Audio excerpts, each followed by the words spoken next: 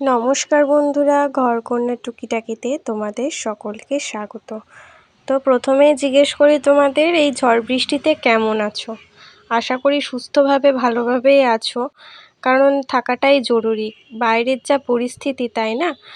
আর দেখো, এত ঝড় হচ্ছে, এত হাওয়া দিচ্ছে জোরে জোরে, পাতাগুলো তো খুবই নড়াচড়া করছিল। আর আমার তো ভীষণ মাঝে মধ্যে ভয় লাগছিল, জানি না কখন কি হয়, কখন গাছপালা ভেঙে পড়ে। এত জোরে জোরে হাওয়াটা দিচ্ছিল সেদিন। বৃষ্টিও পড়ছিল প্রচণ্ড পরিমাণে।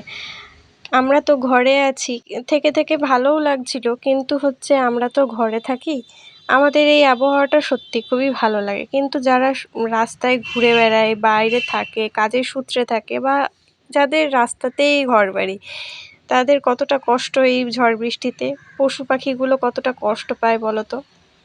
তো এ দেখো, এখন 8:20, এখন বাজছে 8:20। আর এ দেখো, ওদিকে এত বড় একটা মোচা নিয়ে বসে পড়েছি, ওদিকে ভাত হচ্ছে। তো ভাতটা হয়ে যাক। আর আজকে ও শুয়েই আছে, ওকে আর ডাকিনি। এত ঝড় বৃষ্টির মধ্যে সকাল সকাল উঠে কী বা করবে, কোনো মানে সকালে বাজার টাজার তো আর যাওয়ার নেই, সেজন্য আর ডাকিনি। আর বিছনার চাদরটা মেন কথা, ওইটা চেঞ্জ করব বলেই আর ওকে ডাকিনি, যে যতক্ষণ ঘুমাচ্ছে ঘুমাক, উঠলে পরে কাজ টাজ সেরে সব রান্নাবাড়ির দিকটা সামলে বিছানার চাদরটা চেঞ্জ করব। তো আর একটা গিফট পেয়েছিলাম, তো সেটা আর খোলা হয়নি। এটাও একটা দাদা দিয়েছে আমাকে, তো সেই দাদাটাকে আর দেখানো হয়নি। তো যখন দিয়েছিল তখন আর ছবি তোলা হয়নি। তো দাদাটাই গিফটটা দিয়েছিল।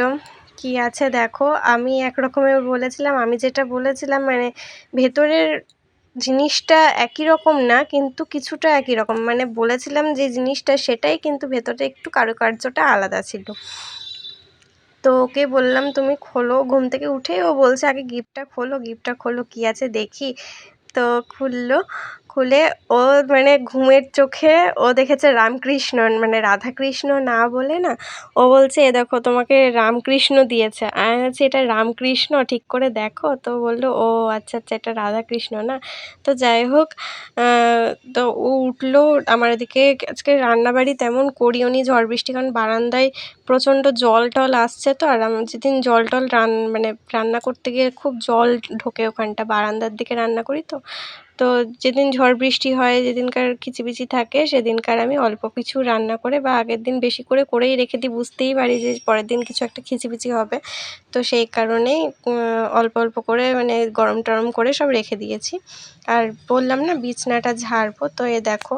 আর বিছানায় পেপার পাতা দেখলে, আগের দিন রাত্রেবেলাতে আমি আটা মারতে গিয়ে 1 মগ জল ফেলে দিয়েছি বিছানার উপরে, মানে হাত লেগে উল্টে পড়ে গেছে। তখন আর রাত্রেবেলাতে কী করব, বিছানার মানে কী বলে ক্যাথা তোশক এগুলো তো আর বাইরে, তখন রোদ তো আর পাবো না যে রোদে দেবো।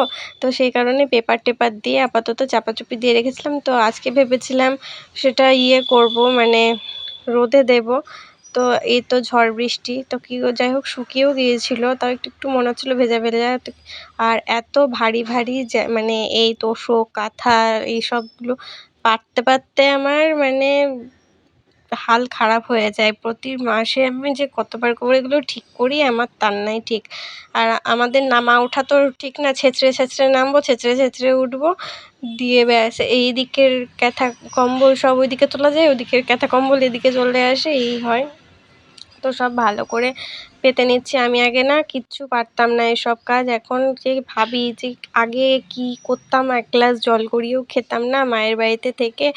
পাশে জানলার ধারে মানে বিছানা ছিল, জানলার ধারে বিছানা থাকা সত্ত্বেও, জানলাতে জল রেখে দেওয়া সত্ত্বেও বলতাম মা জলটা দাও। বিছানাতে শুয়ে আছি তাও বলতাম মা জলটা দাও। আর এখন আমি সবার কাছে মানে সবার সামনে আর কি মুখের কাছে খাবার এগিয়ে দিই, জল এগিয়ে দিই, সব কিছু মুখের সামনে সামনে দিয়ে দিই। সেটাই ভাবি, মানুষের পরিস্থিতি সবসময় কি আর এক থাকে না। সব সময়ের মানে সময়ের সাথে সাথে সবাই পাল্টে যায়, সবাই শিখেও যায়। তো সেই অবস্থা আমারও, এখন অনেক কিছুই শিখে গেছি। আমাকে তো মা দেখলেই বলে পাকা গিন্নি হয়ে গেছে, আমার বাড়িতে যাওয়ার সময় নাই, এইসব করে বলে আমাকে। তো দেখো বাইরে এত ঝড় হচ্ছে যে পর্দাগুলো উড়ছে, কীভাবে উড়ছে মানে একদম পারলে ছিঁড়ে উড়ে চলে যাবে এইরকম। আমি তো একটা বোতল দিয়ে এক জায়গায় ইয়ে করে রেখেছিলাম, চাপা দিয়ে রেখেছিলাম একটা পর্দাকে, আর একটা পর্দা দড়ির উপর দিয়ে উঠে চলে গেছে। হ্যাঁ, এরকমই চলছিল সারাটা দিন।